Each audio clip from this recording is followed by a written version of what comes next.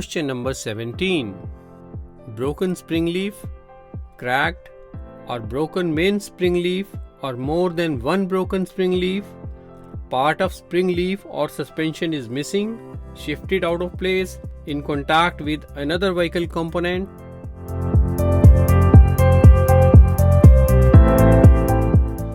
Open the hood.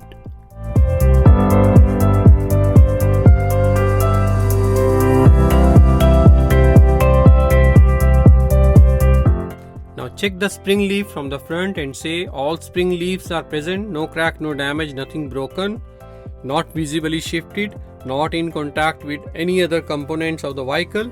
Main spring leaf is present, no crack, no damage, nothing broken, not visibly shifted, not in contact with any component of the vehicle. All suspension parts are present, no crack, no damage, nothing broken, not shifted out of place, not in contact with any other component of the vehicle. It's good. Now read minor or major and describe. If a broken spring leaf, it is a minor defect, I will note down in my logbook, call the operator and I can drive. If cracked or broken main spring leaf or more than one broken spring leaf, part of spring leaf or suspension is missing, shifted out of place or is in contact with another vehicle component, these are the major defects.